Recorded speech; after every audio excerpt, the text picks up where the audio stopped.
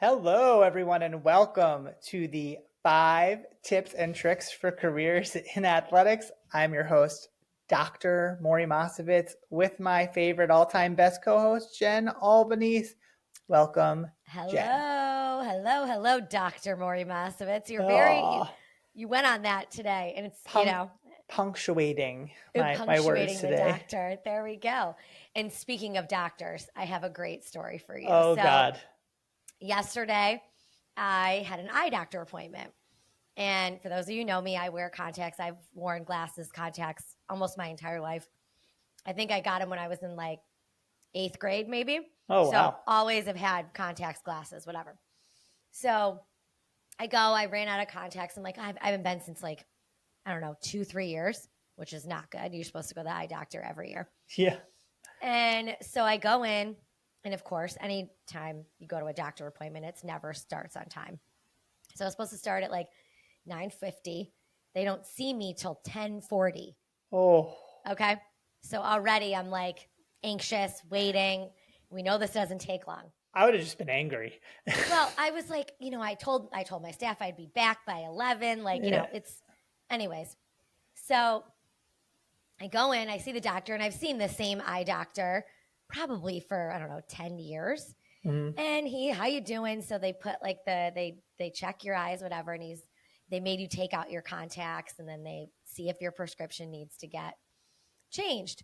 So the first thing he says to me, though, he goes, I have a question for you. Are you struggling to see up close at all? And I'm like, no, I'm good. He's like, okay. He's like, well, eventually probably in life, that's gonna happen because you've Right. worn contacts and glasses for so long that at some point. Now, in my mind, like, Maury, if he says at some point in life, what would you think that would be? Like mid to late 50s. Okay. And right now I'm almost 40. So Right. that's like what, 10, 15 years down Yeah. the line. So he's doing the little like test or whatever. Can you read this? And he goes, well, I hate to keep harping on this, but like you're gonna lose some of that like up close sight. It wouldn't make Are you sense going for you to blind? What's going on? just wait. Just wait. So he goes, it doesn't make sense to get bifocal like contacts. That would be weird. He's like, so you might have to buy like some of those cheaters. He's like, and I'm going to tell you, it's probably going to happen in the next 3 years. Oh, so you're gonna like one of those people that always like puts their glasses down and like looks over top and reads through it. Three years? What do you mean? I'm thinking like 60s, Nope. oh, that's a long time of life. I've had 3 years. I'm going to be 43 and need like bifocals on my face. Are you kidding me? The only option he gave you is the gas station cheater Basically, glasses. that's what he said. Yep, that's what he said. He goes, yeah, you can, you'll be fine. Just buy like those dollar store cheaters. Did we see what this guy went to med school? Do we have like a double check on this? Like, can't you do like LASIK or like do something to like? What? Why did you know? I can't do that. That would be so weird. I don't know if I could be awake. You mean you can't make yourself be able to see better? I know, but then don't you have to be like a candidate for LASIK? I feel like it's not like anybody can do it. You got to like go see if you're a candidate. I think a lot of people are though. I don't know. Not that we're advertising for LASIK surgery. I mean, if somebody wants to pay for the surgery for me, I'm all for it. But yeah. I don't know. I was like, oh my God. And again, anybody that knows me, when you say that, I was like, what do you mean in 3 years? And I kind of like played it off like, oh, okay. All the way back, I called my husband. I'm like, I'm going to be blind in 3 years. I'm going to have to be one of those people with the text font, like massive. Yeah, you're going to have the giant text font. That is going to be funny. Oh my God, I'm going to be like the text font, like my mother. And I'm going to be like, oh God. I just can't believe it. So... I mean, the doctor doesn't seem to have does not seem an exact science whatsoever that he's telling you to go to like Costco and buy a bulk pack of cheaters. Yeah, so I know. I feel like you might have more time than he's prescribing, but God, I hope so. I mean, I'm still young here, people. I shouldn't need cheaters. All right. No offense to anybody who wears cheaters. I know a ton of people who do. There's a lot of people that do. And I'm Well, sure it'll be fine, but it will all work out. You'll be able to read. You'll just have font that's about size 72, but we'll just 100%. be fine. With that, we have to get to our guest for the day. So yes, absolutely. when everyone get your cheaters ready, and you can read the bio of this guest, and we'll see everyone when they get back. If you're enjoying this podcast, please follow us on your favorite podcast streaming service. The 5 Tips and Tricks podcast is a part of Athletic Career Consulting, a group focused on educating and guiding high school and college students looking towards careers in athletics. To find out more, go to our website at www.athcareer.com. That's ATHCAREER.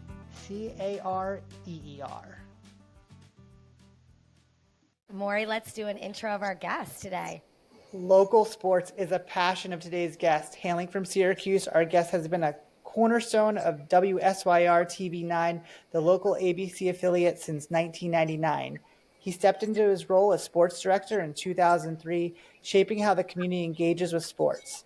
Starting out as a weekend sports anchor, he made his name for himself after a notable stint in Binghamton, New York. He's the driving force behind Channel 9's in-depth coverage of Syracuse University Athletics, and has also led an award-winning high school sports program, Friday Night Fever. If you're a fan of the Orange, you know his weekly show, Orange Nation, is a must-watch during SU football and basketball season. And let's not forget the role of local ESPN radio, where he brings you the radio version of Orange Nation every weekday. Beyond his broadcasting achievements, our guest is dedicated to giving back to the community. He's a board member for It's About Children and Families Incorporated, an organization focused on mental health services for children and families. His past involvement with the board of directors for Toomey Residential and Community Services, the Syracuse Sports Corporation, and his work with various telethons highlight his commitment to making a difference. Please join me in welcoming Steve Infanti to the show. Welcome, Steve. Hi, Thanks, Steve. Maury. Hey, how are you? I appreciate that tremendous introduction. I appreciate you having me on. Just trying not to trip over myself. I can't be as clear as you. You do it so smoothly, so I have to try and keep up. Well, as you were reading that intro, it made me realize that I'm old. I've been doing this. 1999 seems like ages ago, so it's hard to believe I've been here at Channel 9, 25 years. Where did the time go? Well, That's incredible. I came to Syracuse in 2004, and you've been a fixture of me watching the news since. So every time I tune into sports, you were definitely the one I was seeing every time. Well, so. I appreciate you saying that. Thank you, Maury. Absolutely. So how are you doing? We're good. We're very good. We're doing really well. Exciting seasons, and just keeping really busy, which is always nice in the world of sports. That we're never kind of tired of doing anything at this point. So we're keeping it going. Yeah, I tell you, from our perspective, we're busy 10 months out of the year. We go once football starts, really August, when the football team reports back to camp. We're busy through the end of May, even into June, with the high school state championships, and then things die down middle of June through July, and we get that 6-week period to kind of recharge the batteries, and then August 1st comes, and here we go again. So we're in that very process similar. of ramping it I was back. going to say, we're kind of right similar. with you. College athletics is very similar. So we're right there with you. Yeah. So let's get started with your first tip. We'd love to hear about the world of broadcasting sports. Yeah, no, absolutely. So, my first tip is it's not just about sports. It's about really anything you do, picking a career. And I think my first tip, it's an obvious one, but it's find your passion. And, when I was growing up as a kid, I grew up here in Syracuse, for those who don't know, went to Bishop Ludden High School. I loved two things. I loved playing sports. I played basketball, baseball, golf, and I loved to write. And I used to write short stories and poems and, just creative writing on my own. I love those two things. And so when I went through high school and it came time to, decide on, all right, what career path do I want to go down? What do I want to major in potentially in college? I wanted to take the two things that I loved and, find a way to make a career out of it, sports and writing. And I knew I wasn't going to be a professional athlete.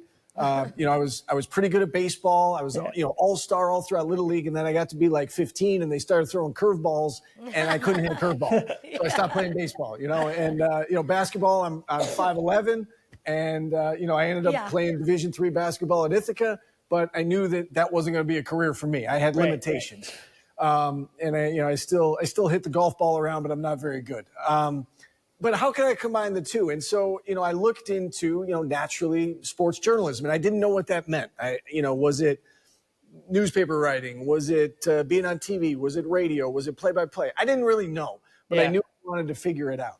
And so, I looked at colleges that had a good communication school to offer it. And again, I wanted to play basketball in college. That's why I didn't end up going to SU. I looked at Newhouse, strongly considered Newhouse, but my heart was I want to find someplace I could go and play and study what I want to study. So Ithaca was the perfect fit for me. Went down there. I played basketball for 2 years. And then my last 2 years, I ended up not playing, but I loved the school. I loved the opportunities they had. And so instead of playing basketball, I started calling games on the radio, both basketball, football, hockey, like anything I could do. And, we'll get into that as this moves along, because that kind of leads me to another one of my tips. But it was a great experience for me. And it really allowed me to pursue my two passions, sports and writing. That's amazing. That's awesome. Go down and be Ithaca's Bombers, right? That's right. Yep. The Bombers. What about the writing side of it? Do you find that really drew you in? Because I think a lot of people see the TV aspect and think, oh, well, how do you get to that to be live to broadcast, and don't think about they don't think about the writing time the development that goes in with and it. the time that it puts in for you to do the job. Right. Yeah. So I use the analogy of Thanksgiving dinner. So, what do we do on Thanksgiving? We cook all day, right? We put the turkey in the morning, and it takes hours to get ready for the feast. And then you put all the food on the table in a matter of 10, 15 minutes. Everybody eats it all up, and it's over.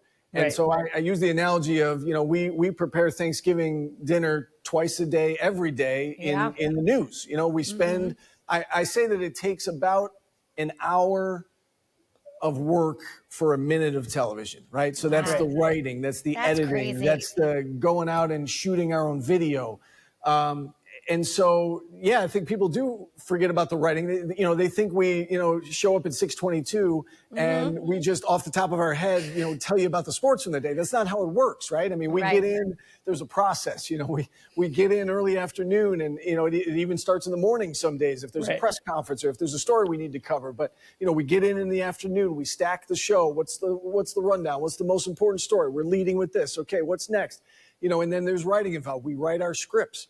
We edit our video, we shoot our video. So, there's a lot that goes into it, more than just, I know a lot about sports and I'm going to tell you about it. You have to be a good writer. You have to be a good communicator. We get 3.5 minutes at 6 o'clock every day, 3 minutes and 50 seconds at 11. We need to write clearly, concisely, because we need to pack a lot into a short period of time, right? So all of that is about writing and communicating, and that is, you said, what did I love about writing? I love the creativity, Right. And I teach a class in the Newhouse School. I think you guys know this. I teach sports reporting and anchoring for seniors and grad students. And one of the things I tell them is to find your own style. That, if I tried to be, Stuart Scott, the late, great Stuart Scott, it was great for him, but it wouldn't work for me. It wouldn't come across as genuine. Or if I tried to be, I'm dating myself, but like Chris Berman back in the day with all the nicknames, that was his thing, wouldn't work for me. So there's certainly people that I idolize and I respect, and I, maybe emulate and try to take some things from them. But you got to be yourself. And so I think, everybody's got different writing styles. And so I think your personality comes through in how you write. So that's one of the things that I love most about it. And again, as a kid, I wrote a lot of creative stuff, short stories, poems. I've always wanted to write a movie. I haven't gotten around to it yet, but I got a lot of ideas up there. Listen. I hope to write a movie or a book, or, And so I love to write, and this job allows me that outlet. I think it's so good because today in social media, especially with a lot of the young people, they think it's just instant gratification and don't see that process. And it's so great that you're teaching people about what it is. And, there's schools out there like Ithaca and Syracuse that can show them like, this is a process, this is what it is, and really get to know what it is to do this in a career field. Yeah, it is work, it's fun. And, so people say, like, what do you love most about your job? It's not the typical 9-to-5 desk job. It is something new every day. And it's getting into the community and meeting the athletes and meeting the coaches and developing relationships with them and telling their stories and, telling the stories of kids, and then the parents enjoy those stories at home. And it is, I love this job. I love it even more that I get to do it in Syracuse, New York, where I grew up. That's you know, pretty when cool. I first got into this job, I was covering coaches that I had played against, in high school. And now I find more and more, there's actually a young man at West Hill High School right now who's the quarterback, and I played against his father. So oh my God, I'm covering there you going back to being old, feeling old right there. There you go. I'm covering the There you kids go. of the people I played against. Yeah. But it's extra special for me to be able to do this, in my hometown and tell their stories. But yes, it is work. It's, we don't just show up every day, but it's something new every day, different. I get to go to the games and, but I'm not going as a fan. I'm going, I'm reporting on the team, and it's very different. Like I grew up in Syracuse. I grew up as a fan, but when you get into this job, you have to remove yourself from that. You have to, look at things objectively and tell it like you see it. Otherwise you lose credibility. Absolutely. And it's the same thing, I think, in any job you take in when you're in the sports side of it. So that's such a good piece. So don't want to keep you from the second tip. What do we got for your second one? All right. So the second one, it kind of goes with the first one in terms of, finding your passion. The second one is to learn how to write and to be a good communicator. And part of that is getting reps. And I think that's a big part of it. I talked about the class that I teach. So I think it holds true really for any career you want to go down. But in this particular field, whether it's TV, radio, writing for newspapers, magazines, you need to do it to get better. You can't really sit in a class. I mean, you can, right? I mean, you can see examples and you can have a professor tell you like, okay, this is what it takes to be a good writer. This is what it takes to be a good communicator. Look at, Dan Patrick or, look at Scott Van Pelt. They're great at what they do. Just do what they do. No, it doesn't work like that in this field. You have to do it. So, my second tip is you need reps, right? And so whether that's school or internships, and we'll get to internships here in a second, but find a way to get reps at what you want to do for a living, because that's how much we get better. I'll look back on when I first started in this business. My parents thought it was the coolest thing that I was working in Syracuse and they could see me every night. So they got in the habit, again, dating myself here, but when VCRs were a thing, they got in the habit. They would record every show that I did, okay? Yeah. And those tapes still exist in my childhood home. Every show that I did. And some, 11 o'clock's late, my mom worked at a high school. My dad had to get up early for work. So a lot of times they didn't see the 11. They would just record it and then they would watch it back the next day. Anyway. Oh my God, I love that. That's awesome. Is that when I watch back those recordings, I'm like, I can't what was I doing? I'm so embarrassed of myself. I look like I'm 16 years old. But you see the steady improvement every step, every step of the way as you go from when I first started to a year later to 5 years later to 10 years later. And I'm still improving, hopefully, and so you have to do it, right? I mean, nobody expects you to be able to snap your fingers and all of a sudden you're a finished product. So again, my first two tips, I get that they're kind of obvious, but, identify what you want to do is the first one, find your passion. And then once you find your passion, how are you going to make that happen? So in my case, it's how do you become a good writer? How do you become a good communicator? You have to do it and you have to work on your craft. You don't just instantaneously become a good writer, Now I did have the benefit of my mom was an English major. She was a librarian by trade. And so I wasn't a big reader growing up, but she did instill the importance of, proper grammar and attention to detail and those kinds of things. I think that very much helps in terms of, writing and communicating. But you have to work at it, you have to work at it and you have to learn. So really that's my second tip is, get reps and learn how to improve at what you want to do. Yeah, I think that's, go ahead, Maura, go ahead. No, Jen, go ahead. I was going to say, we say that all the time to any of our students that we work with or our interns, like, you got to actually do it. And I know you're a professor and you teach, but like, you can only get so much in a classroom, like actually getting out there and doing something. You learn from that, whether you succeed or you fail, you learn from both of those things. So I think that is so important. And sometimes I think people forget that, like, actually doing it is helping you in your career and helping you grow. Yeah. And so we actually, I've tried to apply that to the class that I teach, the sports reporting and anchoring class, that early in the semester, it's, we'll do a cast and then we'll critique it, and then we'll do a cast and we'll critique it. And then once we get through 4 or 5 weeks, then it's every week it's reps. Because really, honestly, that's the most important thing. And, those reps are so valuable. And what I tell the students is, listen, if I give you a 4-minute cast or, a 5-minute exercise or a live hit or whatever the case may be, it may not be perfect, but for 15 seconds out of the 5 minutes or 20 seconds, you may hit it out of the park for those 20 or 30 seconds. You save that. Then that goes on a resume reel, and then you get enough of those, and you send that out to somebody, and you say, this is what I can do, and that's how you get your first job. So, again, it really is about, I do show them examples at the beginning of the semester. Hey, this is what we're aiming for. These are some examples of kids, young men and young women who have come through this class. This is what they're doing now. This is what we're aiming for. I give them the examples, but it's really up to them to go out and do it and work at it, and, and we go from there. What I think about with the reps and broadcasting, and you've seen it a million times, when I first came to Syracuse and was working, not just like being a student, I'd go to women's basketball games or soccer, and you'd look up in the stands and you'd go, there would be people that would just have microphones to their mouths and it would just over and over again. And I remember, this is many, many years ago, saying, what are they doing? And they'd be all over the building. It's, they're practicing play-by-play.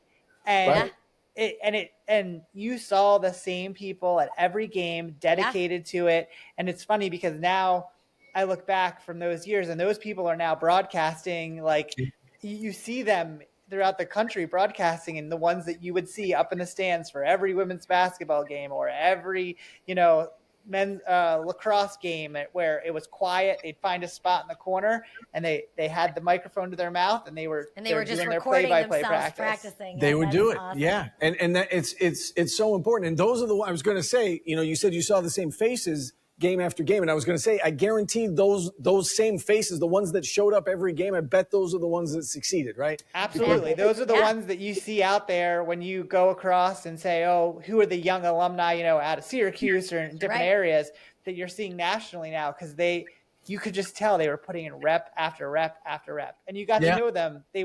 They might have been doing stuff with the student newspaper or Newhouse Broadcasting, but they were always practicing. Yeah, and they were probably doing it on their own time as well, not getting paid for it, or just practice. I'm not almost even for a class. I'm almost ashamed to admit this, but I got my broadcasting start when I was probably like 9 or 10. I literally would like talk into a comb or a brush, and I would play with like my Matchbox cars on the floor, or my football helmets, and I would have a football game, or I would have a NASCAR race, and like I would just broadcast to myself. And looking back, I'm like, that's how I got started. It's funny because my mom passed away about 20 years ago, and I remember being in the basement after she died, and we were going through boxes. And she saved everything. And I'm like, I'm the same way with my kids. I save everything. And, my wife jokes about like, Steve, you don't have to save like every little thing, but I do. And I get it from her, and she saved everything. And so I'm going through a box. I think it was 4th grade. So how old are you in 4th grade? You're probably like 9. It was a 4th grade assignment about what you wanted to be when you grew up. And I wrote about how I wanted to be like Dick Vitale and how I wanted to be a sports director. Awesome. So that's pretty cool. That's how far back I wanted to do this. I think I was like 9 or 10. And so anyway, that was like my first experience getting reps. You got to get reps. There's no rep is a bad rep. So I was getting them All right. back. So every 9-year-old out there, just start now. Just start now. Start now. Awesome. Okay, Steve, we're going to keep you going. Number 3. Number 3. Okay, so it kind of goes into, ties in with getting reps, and that is the importance of internships and the importance of networking.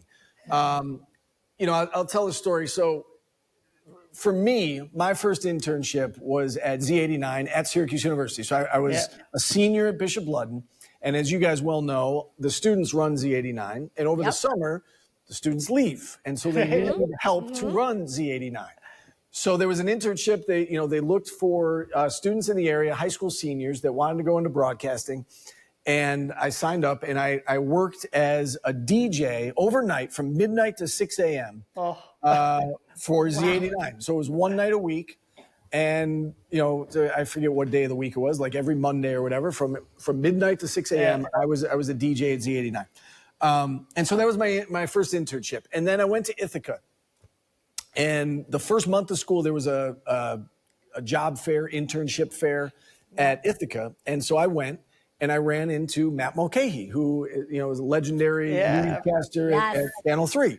Yes. He happened to be an Ithaca College grad. We struck up a conversation. I said, I would love to do that. Like, how do I get an internship? He was nice enough to connect me with the right people. I get an internship at Channel 3.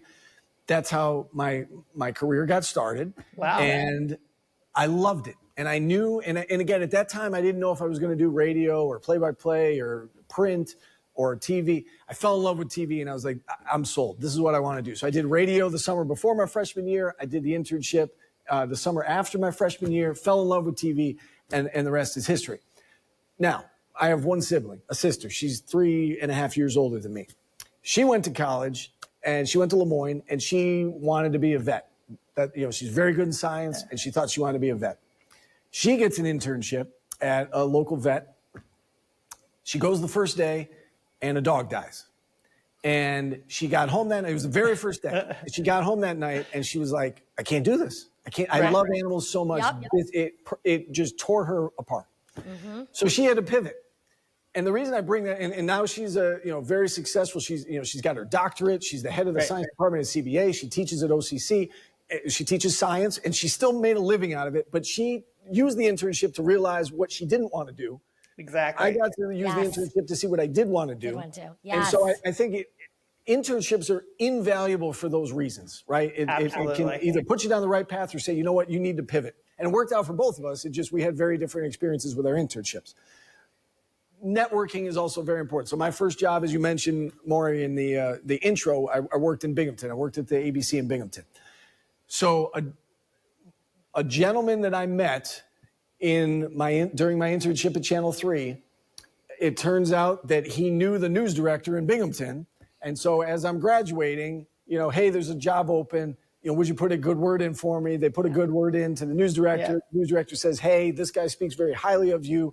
And that's how the conversation starts. I ended up landing the job, and off we go. As part of the networking, I would say this. I think, again, it's going to sound really simple, but one of my tips is to be kind, and to be kind to everyone. Right. And even when you get into the business, be kind to the production people. You wrap up a show, tell the floor director, the audio person, you did a great job. Thanks for helping me out tonight. You fixed my tie, or you told me my hair was out of place. Or, it's not about you. It's about everyone, right? And so I think that those kinds of things go a long way. If you're nice to people, you don't want to burn any bridges, right? And so just be kind. It doesn't take any effort to be kind. Not at all. Be kind to everyone. So do the internships, do your networking, be kind to people. They will remember those things, and then they will help you out someday. And then, pay it forward. Like, I had plenty of people help me out, and now I try to help my students out and help them land jobs, and just, it pays it forward. And it's such a small, it's a big world, but it's such a small world, especially in this business. Everybody knows everybody else. And so many Syracuse connections and Ithaca connections, and just be kind. So that's tip number 3.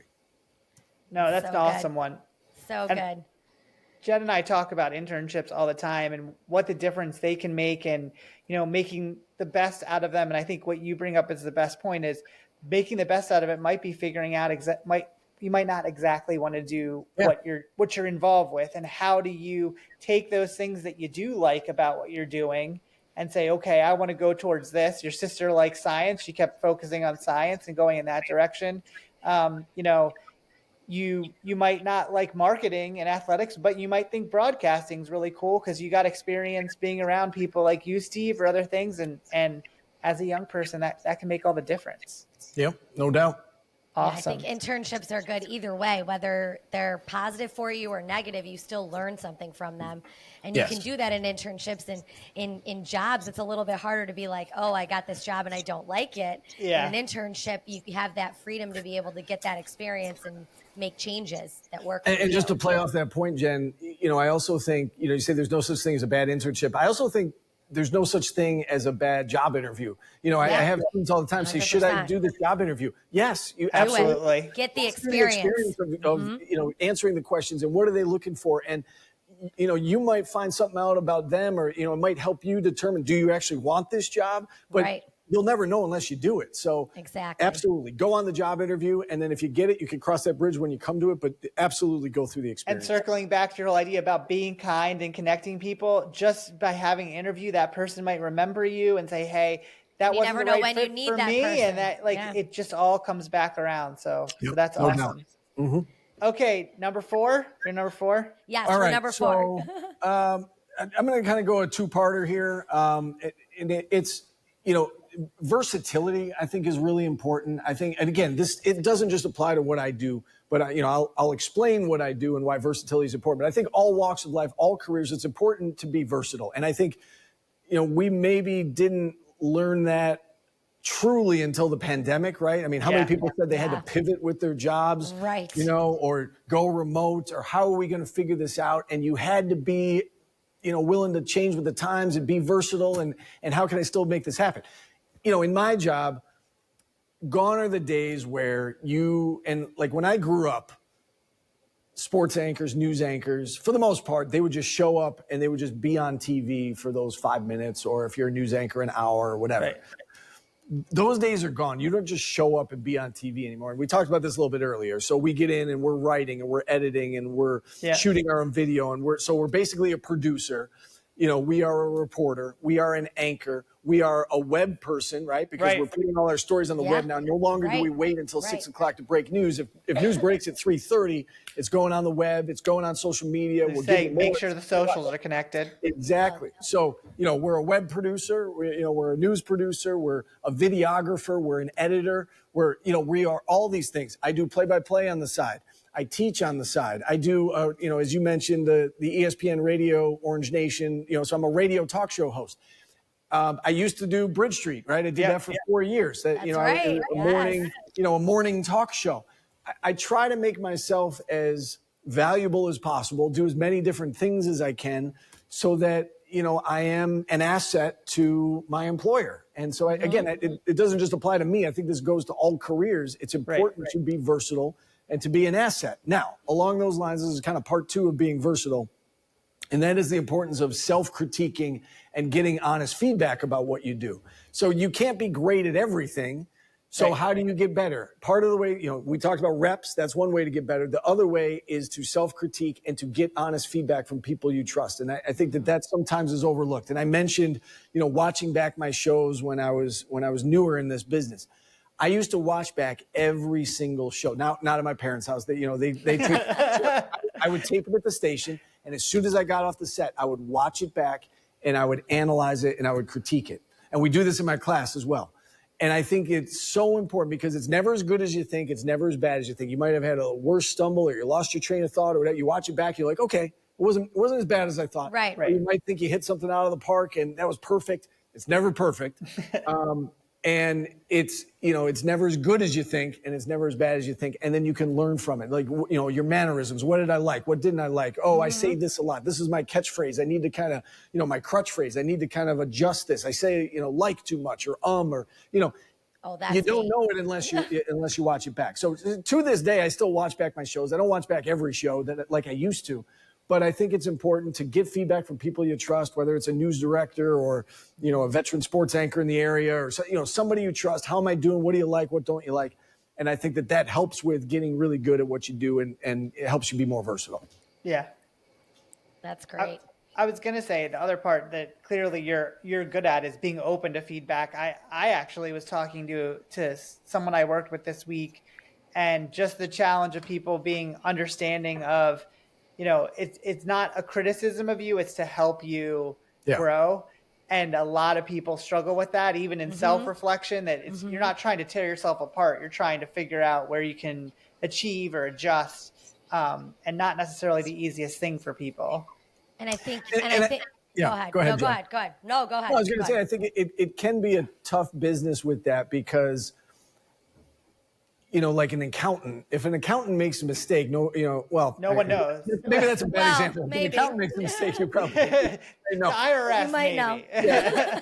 But I guess my point is we're not watching a lot of people do their jobs on a daily basis, right? But people get to see me or, others, on radio or TV, or they hear and see us do our jobs. And so when we make a mistake, it can be, It's literally broadcast to everybody. Yeah, everybody sees it. Very critical. So it can be a tough business in that mistakes are going to happen, and it's really for everyone to see.